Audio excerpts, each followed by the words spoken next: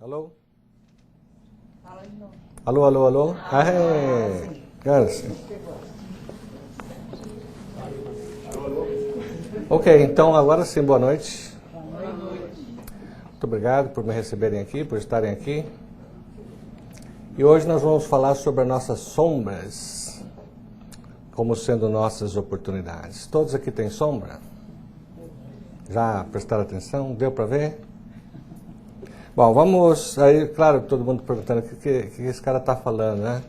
Nós vamos chegar lá. Vamos começar usando essa perguntinha aqui. O apóstolo Paulo, 2000 anos atrás, deixou para nós a seguinte observação: o bem que eu quero fazer, não faço. Mas o mal que não quero, esse sim eu faço. O que é que estava por trás disso? O que será que ele quis dizer com isso? Como é que a gente não faz o bem que nós queremos fazer, mas o mal que nós não queremos, de repente você põe a cabeça no travesseiro e fala: uau, o que foi? Por que eu tive de falar aquilo? Por que eu fiz aquilo? Alguém tem alguma ideia? Por que isso ocorre? Será que é um problema? Alguma força externa? Será que é um problema de obsessão? Nós espíritas já sabemos, né? Tudo que passa de errado conosco é um problema de obsessão. Pois é. Ou será que é apenas um impulso? É um impulso, né? Vamos ver então. Tem grande chance de ser. Muito bem, vamos ver o que é sombra. Então, significa o outro lado do ser humano, aquele lado que vive na obscuridade. E aqui é uma afirmação da irmã Stufo, do livro Escutando os Sentimentos. E eu estou colocando isso, enfatizando isso, porque é um lado, o lado espiritual, o lado dos espíritos, né? Porque nós vamos ver que aqui os espíritos, aliás, os encarnados e os desencarnados estão de acordo com esse conceito. Por exemplo, a ciência vai falar, a parte inconsciente da nossa mente é a parte inconsciente da nossa mente. Processos da mente que ocorrem automaticamente e não estão abertos para introspecção, ou seja, pensamentos, memórias, afeição, motivação, habilidades automáticas, hábitos, fobias, desejos, etc.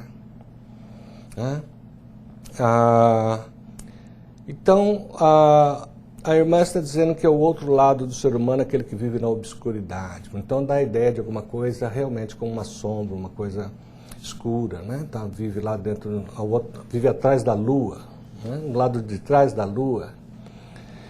E entre Carl Jung e Freud, eles estão dizendo que é o nosso inconsciente.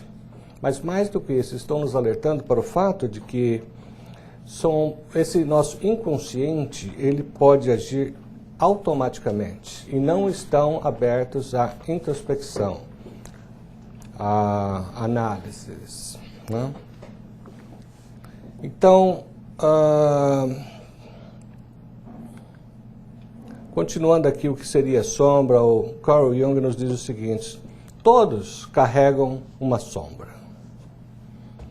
E quanto menos ela esteja incorporada na consciência individual, quanto mais ela se apresentará negra e densa. Pesado? Pois é. Então, quanto mais afinidade nós temos com a nossa sombra, maior a tendência da nossa sombra ser mais suave, menos densa. Porque nós, nesse processo de relacionamento amigável com a sombra, nós trabalhamos a sombra e fazemos com que a nossa sombra seja mais suave. Ela poderá ser a ligação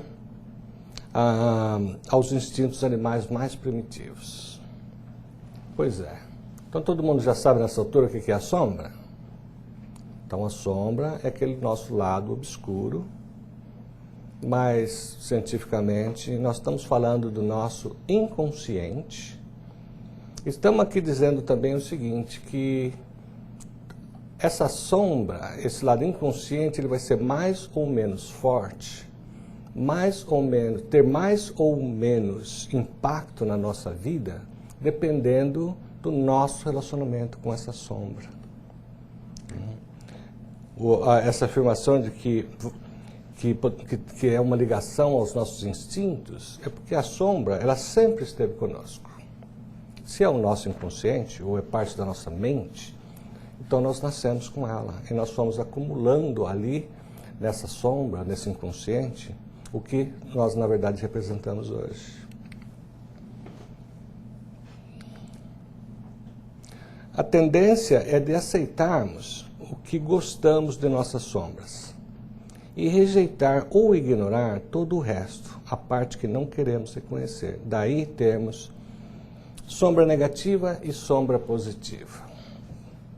Bom, como é que seria isso? A sombra positiva é aquela que já foi trabalhada, enquanto que a sombra negativa é aquela que ainda não foi trabalhada, pelo menos não o suficiente. Vamos pegar aquele ponto anterior, onde falava a ligação com nossos instintos. Então, vamos trocar de palavras aqui, vamos chegar num acordo. Nós somos criados de que forma? Simples e ignorantes, né? Mas não sem uma consciência, não sem um espírito. Nós fomos criados espíritos simples e ignorantes e depois entramos num processo do quê? De crescimento, através de milhões, não sei quantas encarnações, desde eu estou voltando lá atrás, desde o comecinho, né?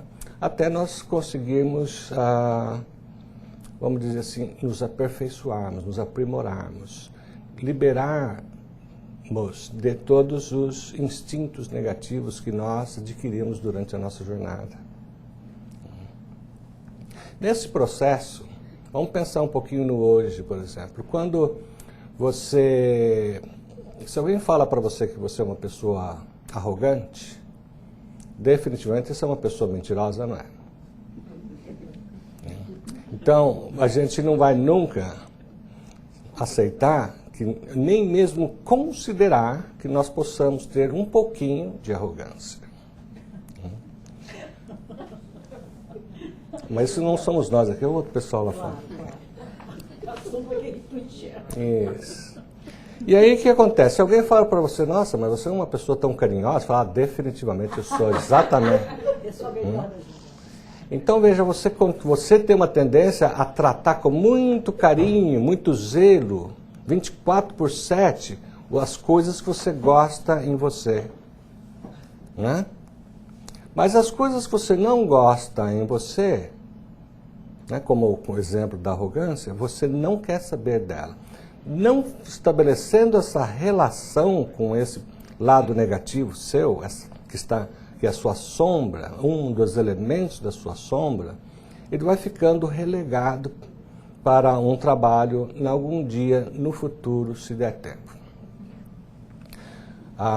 Só que, na verdade, não é uma decisão consciente, isso é uma decisão inconsciente. Nós não tomamos por decisão, falar, eu tenho isso, eu tenho as coisas que eu não gosto ou não tenho. O nosso ego, por exemplo, é o grande filtro que nos ajuda a pensar no que nós queremos versus o que nós não queremos. Então, se e quando uma pessoa toma conhecimento de sua sombra, ela fica envergonhada de tudo o que ela não reconhecia nela mesma, mas sempre reconheceu claramente nos outros, principalmente esposas e maridos. Não é verdade? Aí é aquele ponto, eu falo, mas espera um pouquinho, então vai chegar uma hora, a gente vai reconhecer as coisas ruins que nós temos, o que constitui a nossa sombra, é uma questão de tempo. Se nós todos estamos caminhando para a perfeição, em algum ponto vai nos tornar claro que nós temos certas partes de nós que necessitam atenção.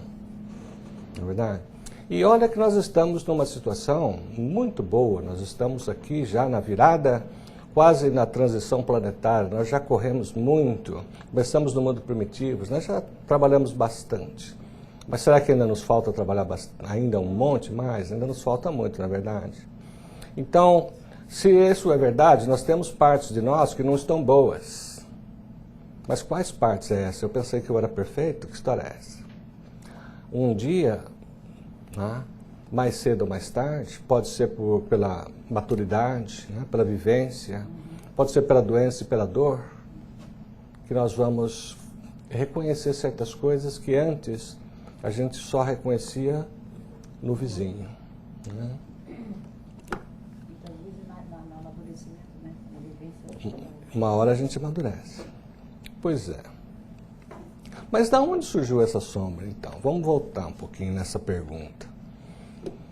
Ela é um resultado natural de um longo processo, como a gente estava falando, da nossa evolução durante pelo menos 40 mil anos, desde a animalidade até onde nós estamos hoje como Homo sapiens. Nós já tivemos, não sabemos quanto, cada um de vocês, nem a minha própria, mas um número enorme de reencarnações. Mas só nesses últimos 40 anos aqui, por exemplo, quantas vezes nós reencarnamos? Se nós reencarnamos a cada 2.000 anos, para usar o exemplo da Hermance Dufour, nós já reencarnamos 20 vezes nos últimos 40 mil anos. E se nós somos um espírito que tem pressa, não? Então se a gente reencarnou 2 vezes por ano, imagina quantas vezes nós já nos reencarnamos. Mas estamos aqui ainda. Por quê? Justamente um dos temas desse livro e dessa palestra de hoje é por que nós ainda seguimos reencarnando? O que nos falta? Já só nos últimos 40 anos dos Homo sapiens eu reencarnei 100 vezes. Né? Ok, mas tem espíritos que reencarnaram muito poucas vezes. Tem espíritos, segundo a Hermance Dufour, que estão reencarnando agora, nessa leva que já reencarnou, aliás, né? Nesse processo da transição planetária, depois de 10.000 anos nas trevas. Então, sim, isso, se tiver dúvida, você pergunta lá para Hermance Dufour. E que são espíritos o quê? Que chegam aqui não querendo nada com essa vida, não querendo saber de enfrentar nenhuma nova encarnação, achando que o mundo não vale a pena, ou que ele não vai encontrar nunca o prazer de estar vivo. Por quê? Porque ele traz na sombra dele 10.000 anos, é um exemplo grande, né? 10.000 anos, mas traz o quê? Esse descrédito, essa perda da vontade de viver. Mas esse processo, não, da formação da sombra é um lento processo de aprendizagem, não, onde nós aprendemos a escutar, aceitar e desenvolver nossos sentimentos. Deixa eu ir ao outro ponto. É o medo de sentir o que sentimos e que nos segue desde há milênios. Santo Agostinho já nos falava, conheça-te a ti mesmo, né? Que é da era socrática. Se nós pegarmos esses últimos 3 pontos aqui, então nós estamos falando que a gente vem reencarnando há milhares de anos e a gente ainda se encontra com a nossa sombra mais densa do que nós gostaríamos que ela estivesse. Por quê? A gente vem aprendendo muito lentamente, muito lentamente. O quê? Aprendendo a escutar os nossos sentimentos, aceitá-los e depois o que? Desenvolver sentimentos que representem o que nós queremos ser hoje. Né? Todos nós que estamos aqui na sala, mas o resto dos bilhões que estão aí fora, é como se nós tivéssemos 2 partes de nós, a antiga e a de hoje, ou a de hoje e o resto. Né? E o resto, na maior parte do nosso dia, controlando os nossos comportamentos, o que a gente fala, como a gente reage diante das situações. E existe essa parte do hoje, que é uma parte que quer reforma. Quando você realmente for para o seu travesseiro e falar, mas por que eu falei aquilo? Então você vai perceber que existe uma parte consciente sua que se pudesse controlar o seu comportamento, aquilo que você falou antes, você não teria falado. Então, nós temos o predomínio da nossa sombra sobre a nossa claridade, aqui, em outras palavras. É um absurdo, né? O predomínio da sombra sobre a claridade, mas isso acontece no quê? Quando nós ainda não aprendemos, o que vai estar no próximo slide, eu acho que de separar, né, o nosso velho eu do nosso eu de hoje. Então hoje nós temos um monte de boas intenções. Nós somos cheios de boas intenções, nós só queremos o melhor, estamos aqui no centro. A gente leu já o Evangelho 5 vezes, pelo menos, né? Sabe tudo de cor. Mas ainda faz coisas que você não estão condizentes com o novo eu. Ok. O que eu falei? Está louco? Não estão condizentes com quem você quer ser, estão condizentes com quem você foi. Mas nós não estamos aqui nessa encarnação para reformular-nos, para tornarmos melhor, para ser aquilo que nós gostaríamos que realmente fôssemos, principalmente nos momentos de dificuldade. Quando a pessoa chegar para você e falar, é a sua arrogância. Bom, aí é, na verdade, o tema principal do livro, não sei se nós temos aqui, do escutar sentimentos da irmã Dufour, que nos é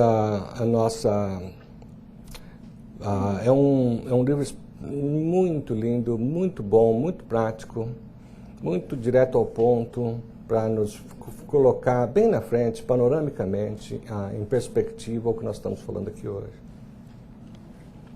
Mas como é que funciona esse negócio, afinal de contas, da sombra? Né? Deixa-me fazer uma pergunta para o grupo aqui, como está ali. O que nos diferencia um dos outros aqui? Por que não somos todos iguais?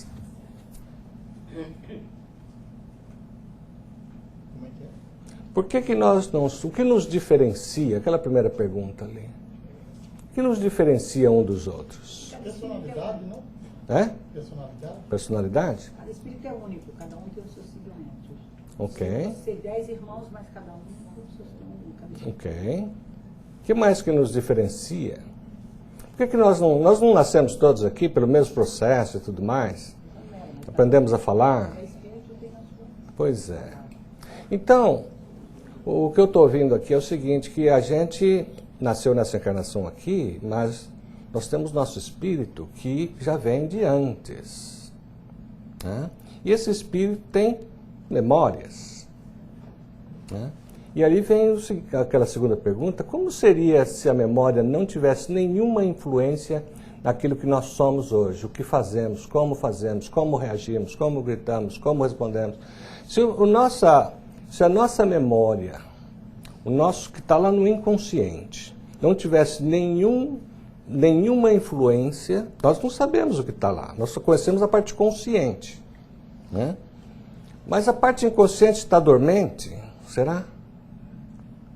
Ou é ela que distingue um dos outros aqui, que vai definir, em última análise, o grau de desenvolvimento espiritual e moral que cada um está. Não é verdade? Então, veja só, nós estamos aqui sentadinhos e nós nascemos pelo mesmo processo, etc., aqui nessa terra, nessa geração, mas nós somos todos diferentes, por quê? Nós realmente só apenas encarnamos. Nós somos espíritos antigos, cada um no seu estágio atual de desenvolvimento.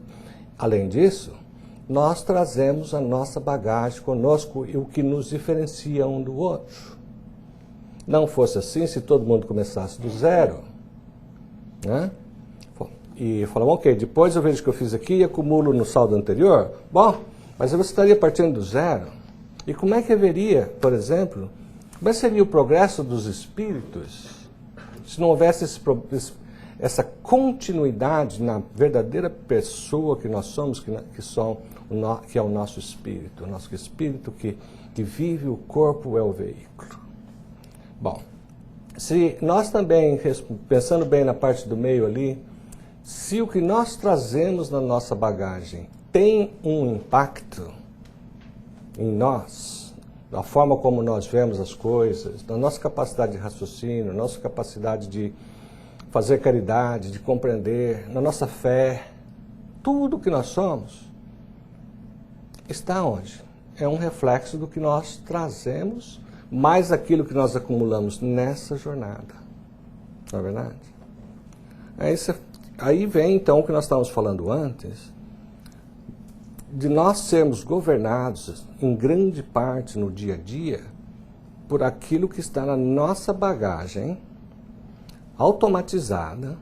Ela está na mente, claro, mas está plasmada, plastificada no nosso cérebro e programada para nós reagirmos de certa forma. Então, se alguém vê uma cobra aqui no meio, todo mundo sabe o que fazer. Uns vão sair correndo. Outros vão jogar a cobra em cima de alguém. Pois é. Mas, então está claro que o nosso passado, ele tem um impacto sobre o que nós estamos aqui fazendo hoje? Tem, não é verdade? Porque não haveria outra forma de explicar por que nós somos tão diferentes. Se nós temos o mesmo... Claro, tivemos maneiras diferentes de sermos criados, um pouco mais rígido, etc. Mas mesmo assim, não seríamos 7 bilhões de personalidades, mas estaríamos divididos em grupos, talvez. Né? Ok, então como funciona esse negócio da sombra? Eles são registros no inconsciente. São registros no inconsciente, é o nosso histórico, é o que nós acumulamos. Então, todos os progressos que nós já fizemos, mais as coisas que não receberam nenhum progresso ou receberam pouco progresso. Estão todos lá. Mas eles não estão atualizados, não estão purificados. Estão do jeito que nós deixamos na última encarnação, mas talvez aqueles que trabalharam direitinho, né, eles estão atualizados até a última encarnação, mais um pouquinho que nós adicionamos nessa aqui. Mas se nós não estamos prestando atenção nessa sombra, nós ainda não trabalhamos, não melhoramos essa sombra quase nada ou nada versus o que nós trouxemos originalmente.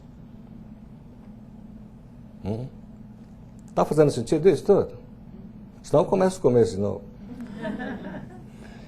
Então, ok, está tudo lá, porém não está totalmente atualizado, talvez nem até pelo tanto que nós já aprendemos nessa encarnação. E aí entra o quê? O que nós falamos lá no primeiro slide, o impulso, né? Ou automatismo.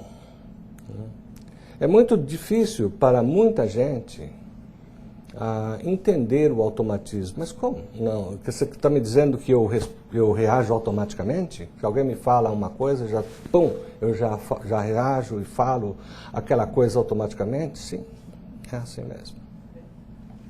Nós estamos, vamos dizer assim, desenhados para funcionar dessa forma, mas também estamos desenhados para impedir que isso funcione assim. Mas em não impedindo, é isso que vai acontecer. Então, quando você aprende alguma coisa e põe lá no teu cérebro, e ele é automatizado, como dirigir, por exemplo. Na última encarnação, a gente não aprendeu a dirigir carro automático. Quem aprendeu a dirigir carro automático na última encarnação aqui? Ninguém, não é verdade? Nem mecânico, depende de quanto tempo. Mas agora a gente dirige sem ter que pensar nisso, né? E não sei se tinha bicicleta na última encarnação sua, Renato. Tinha? Ok. Não, o Renato demorou 10 mil anos? Então, mas hoje ele pode andar de bicicleta. Eu não sei mais bicicleta mesmo. Pois é. Na outra, então, um cavalinho mesmo. O fato é que a gente, uma vez aprendido, ele é codificado, por assim dizer, usando palavras que não são verdadeiramente assim, mas no nosso cérebro, é claro, primeiro na mente, né? A mente tem um processo de neuroplastia, né? Que codifica o cérebro, e você senta na bicicleta e sai andando, você não vai ler nenhum manual de instrução. A mesma coisa com andar, que já vem de muito mais longe ainda. E esse nosso impulso, ele funciona a qualquer momento, né? Eu já contei aqui a história do casal que acabou atirando e matando a filha, acho que muitos de vocês já ouviram. Agora, só para ser mais atual, né? Outro dia escutando na rede, na NPR, né? Na rede pública, onde existe um grupo, provavelmente muito pequeno, por causa do interesse que não é muito grande, de entender o estado mental de um policial diante do perigo e quando ele mata alguém na rua. Porque a verdade é o seguinte, né? Vamos tirar os casos que nós temos em mente aí, de Ferguson e tudo mais, vamos pensar de uma outra forma mais genérica, mas quando nós estamos em risco, nós reagimos antes de pensar. Antes de pensar. Se você tiver com uma arma na mão, você atira. Se você tiver com um bastão de beisebol, você vai tentar usar aquilo ali. Eu falei da cobra aqui, dá para sair correndo, mas é assim, nós vamos ter reações automatizadas e por impulso, né? Então tem a mesma história que eu contei, eu acho que da última vez, da centopeia, né? Uma centopeia andando para lá e para cá, né? E não sei quem, o cientista perguntou, muito interessado, né? Muitas pernas para ela coordenar, como é que ela faz isso? Aí foi perguntar para a centopeia como é que ela tomava a decisão de qual perna mexer primeiro. Aí a centopeia não conseguiu sair do lugar. Ela nunca tinha pensado nesse negócio de qual que ela ia mexer primeiro. Aí ela não conseguia andar mais, né? Então, nós somos um robozinhos em muitas e muitas situações. A forma de você ver isso é quando, confessando ou não confessando, você se arrepende de alguma coisa que você fez. Provavelmente foi em função. E quantas vezes nós prometemos para nós mesmos que, próxima vez que a minha esposa me atacar de tal e tal coisa, eu vou dar um abraço nela ao invés de uma outra coisa. Mas ainda não foi daquela próxima vez. O que ela falou aí? Eu falei só, aí que ela bate mais. Aí você fala, mas eu ia. Né? Então, é preciso esse treinamento. Deixa para a próxima encarnação? Ok.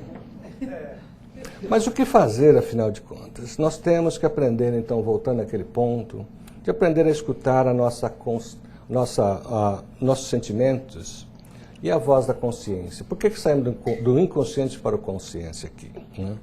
Na verdade, é uma mistura das duas situações, né? Escutar os sentimentos é você perceber a existência dele.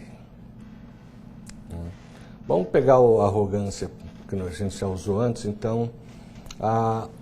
É muito difícil a gente chegar e falar, isso acontece porque eu sou arrogante. Muito difícil a gente falar. Mas como a gente já conversou aqui, vai chegar um ponto que você vai falar, eu acho que deve ser arrogância. Aí você começa, talvez. E aí você começa a prestar atenção naquilo. E para você ser bem-sucedido, antes de mais nada, você tem que ter autorrespeito. Né? O que é o autorrespeito?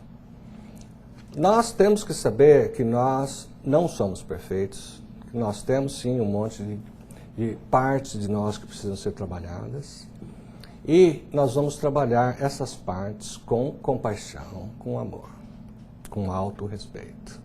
Eu me autorrespeito por ser arrogante, eu vou trabalhar nisso. Eu não vou me matar, eu vou trabalhar nisso aí. Serenidade, né? Para tratar das situações as mais vergonhosas possíveis, tratar com serenidade, né? Tratar com aquela tranquilidade de quem está consciente de que existe alguma coisa a ser trabalhada e que ela está parada exatamente no ponto que estava antes. Não é uma questão de vergonha, é uma questão de onde eu estou nesse momento aqui. Nós temos que ter atenção para separar a imagem programada, lembra o impulso, aquela coisa que vem automático, da imagem idealizada.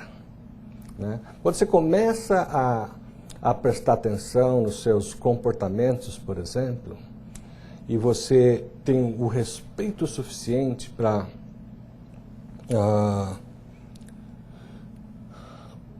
tomar aquilo como um desafio benéfico a você, ao invés de alguma coisa que te inferiorize, alguma coisa que te tira de circulação, e com a serenidade possível, né? Você então vai se perguntar, por que eu fiz isso? Que na verdade é a próxima aqui, indagar, investigar, né? Da onde vem esse tipo de reação? Por que eu fiz isso? Nós temos, às vezes, como nós nunca estamos errados, a gente vai falar, bom, foi assim que eu aprendi com meu pai e minha mãe, eles me criaram dessa forma. Ok. Mesmo que seja o caso, eu sou um espírito individualizado e só a mim cabe o progresso moral e espiritual que eu devo a mim mesmo. Muito bem. Então a irmã se nos fala, escutar sentimentos é a arte de mergulhar no mais profundo da vida e descobrir o manancial de força que possuímos. A parte que eu mais gosto aqui é a primeira parte, na verdade, escutar sentimentos é a arte de mergulhar no mais profundo de nós, para entender o que tem lá. E nós vamos definitivamente encontrar um manancial de forças lá.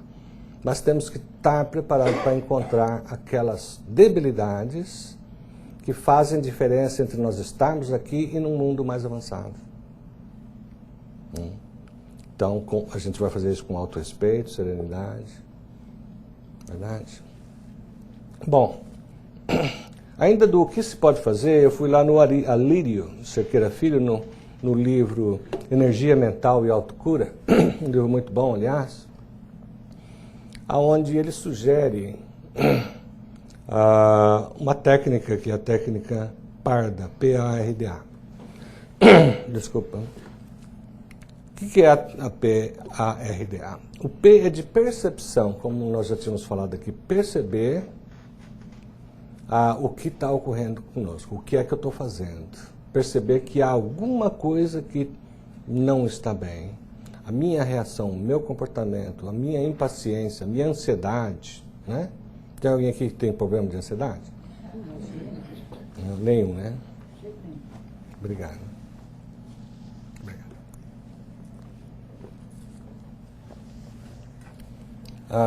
Perceber que no nosso dia a dia, se você imaginar a tua cabeça como se fosse um canal de televisão, né?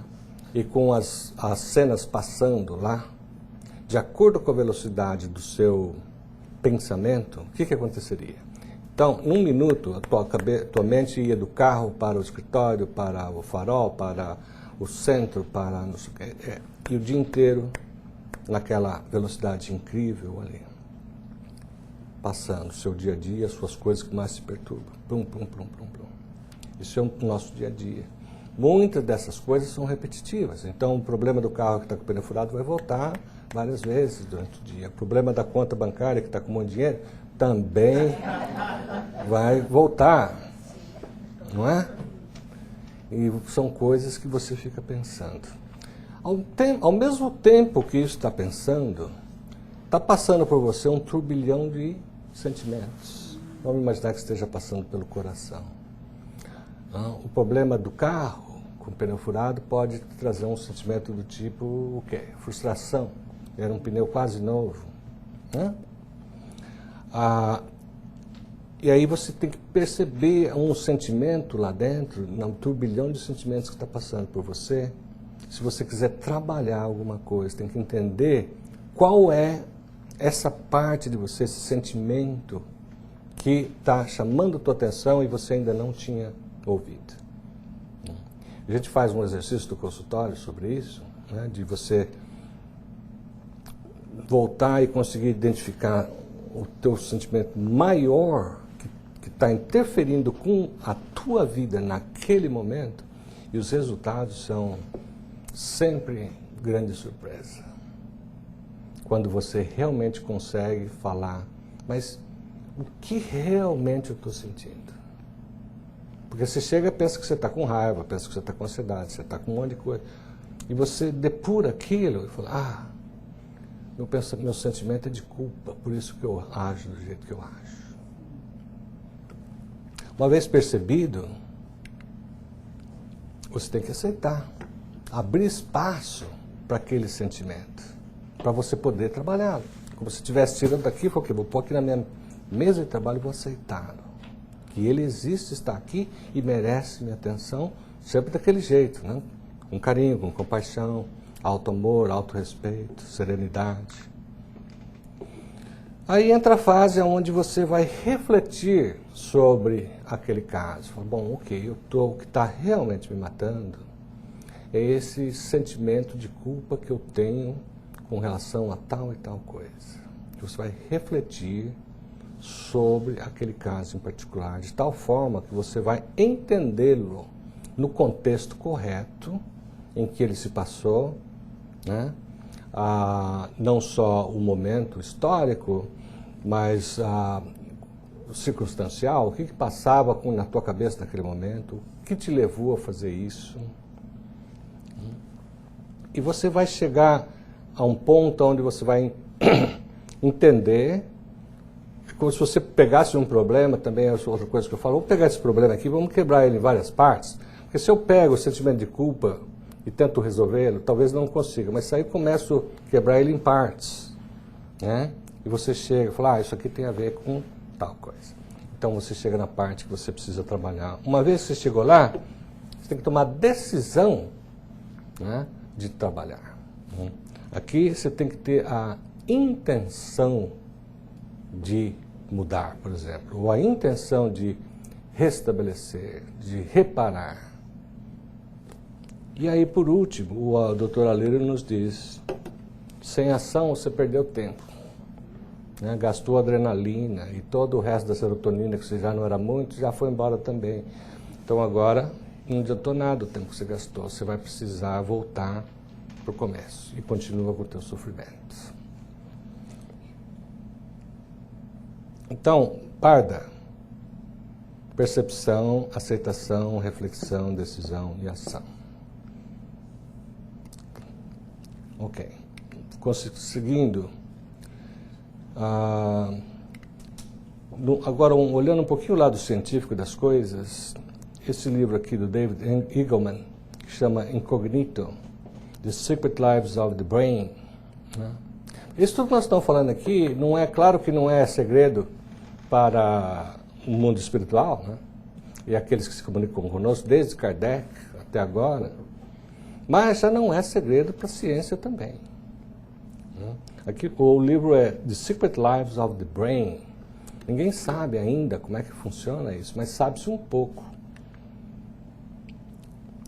Esse cientista citado nesse livro, Benjamin Libet, ele colocou o seguinte: o impulso para se fazer algo vindo do inconsciente, o impulso que você recebe vindo do consciente para você fazer alguma coisa, chega no seu sistema nervoso para que você faça aquela coisa num espaço de 1/4 de segundo antes que você efetivamente faça aquela coisa.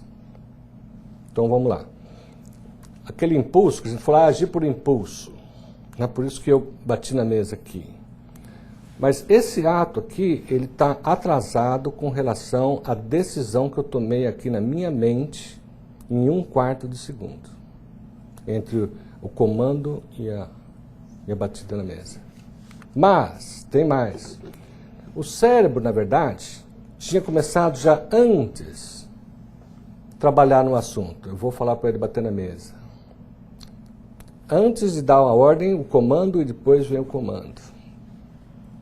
Ou seja, o cérebro já havia tomado a decisão antes que o nosso consciente tomasse conhecimento. Então, nessa altura aqui, está sendo tudo trabalhado no background. E o teu consciente está pensando na feijoada ou em alguma outra coisa. Você ainda não sabe o que vai acontecer, né? Ele até dá o exemplo aqui da velha época que você descobria as notícias pelo jornal. Quer dizer, quando você descobria, a coisa já tinha acontecido pelo menos 24 horas antes, né? Então é mais ou menos a ideia aqui. E o consciente toma conhecimento da reação automática 1/4 de segundo depois da reação ter efetivada. Então, nossa mente começou a trabalhar aqui no nosso cérebro, porque para a ciência existe uma confusão entre mente e cérebro. Né?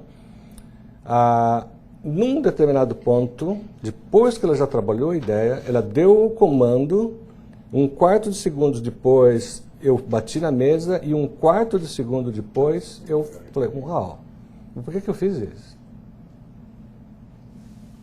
Ok. Aí, voltando no que nós estávamos falando antes,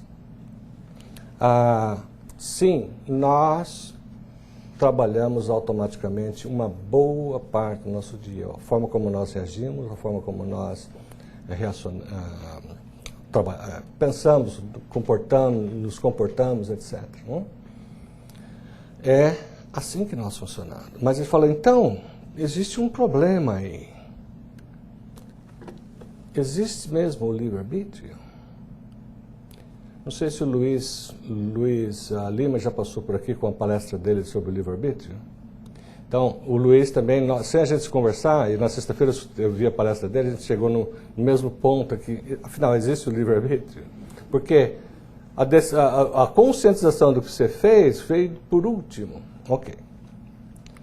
Aí vamos lá. Existe sim. A questão do livre-arbítrio é uma questão de introspecção e conhecimento. Na medida em que você trabalha seus sentimentos, toda vez que você perceber que tem um sentimento seu que precisa ser trabalhado, a partir daquele momento ali, você cria um freio.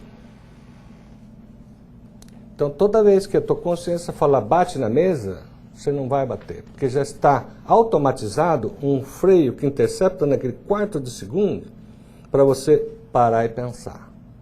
Em que você para e pensa, quem dançou foi o inconsciente. Agora o consciente está a cargo. E você aí vai definir por livre-arbítrio se você quer realmente bater ou se não é uma boa ideia. Então isso por introspecção. O outro lado é por conhecimento. Né? Mesmo se você não souber o que tem na sua sombra, você ainda assim pode trabalhar nela, aumentando seus conhecimentos, por exemplo, espirituais. E morais também, claro. Né? Mas na medida que você estuda, como por exemplo o Evangelho segundo o Espiritismo, você vai estudando e você vai aprendendo. E se você for um bom aluno, você internaliza aquele negócio. Na medida que você internaliza, ele altera o que está programado, ok? Para que agora reflita, seja atualizado para o que você pensa agora. E o jeito que eu penso agora é bater na mesa não é uma boa ideia, diferente do que eu pensava antes.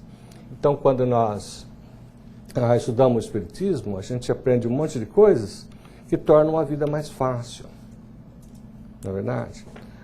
Quantos, inclusive, espíritas que já passaram pelo meu escritório, ele fala assim, se eu não fosse espírita, eu já teria me matado. Bom, pode ser verdade. Né? O ateu, para ele, tanto faz morrer agora. Bom, ele prefere morrer rico daqui a 50 anos, mas se a coisa estiver muito brava, né? Para ele acaba tudo no final. Não é verdade? Então, aqui no lado da introspecção, nós precisamos de intenção e vigilância. Novamente, a introspecção é você escutar os sentimentos, tal como a gente está falando agora, usar o parda, percepção, né? A aceitação, reflexão. A vigilância é absolutamente indispensável, porque você só vai perceber o que você tem que trabalhar, o que você tem que aprender sobre você mesmo, se você estiver interessado no seu crescimento, se você tiver essa vigilância. Né? Porque depois o teu amigo vir falar para você o que você fez de errado, não vai ser a mesma coisa, né? Honestidade de sentimentos.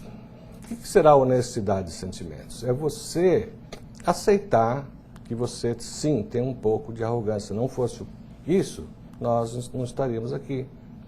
Não fosse o nosso resto de arrogância, o nosso resto de egoísmo, a gente estaria numa situação melhor. Então todos nós devemos ter coisas para refletir, coisas para buscar, coisas para melhorar na nossa sombra. Autoamor. O autoamor é essa nossa capacidade, essa nossa motivação, essa nossa energia para trabalhar em nós mesmos, para fazer de nós melhor. Também para defender-nos de tudo aquilo que é ruim para nós. Do lado do conhecimento, é o estudo que nos leva à descoberta daquilo que nós temos que trabalhar. E quem estuda, não tem como se livrar disso. A cada dia você está aprendendo alguma coisa que vai te levar a refletir. A ideia de estudar é sempre aquela de pegar um livro e estudar. Não, a gente estuda de mil formas, até escutando música. Né? Tem uma frase muito bem feita lá no meio que te leva a você refletir. Que nos leva, então, o estudo e a descoberta nos leva à elevação moral e à atualização da nossa sombra.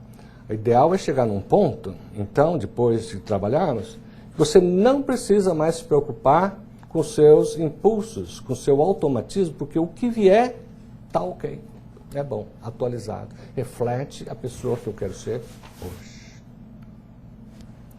Ok, desculpa a confusão.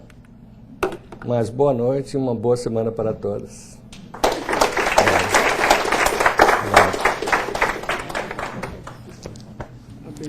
Ok.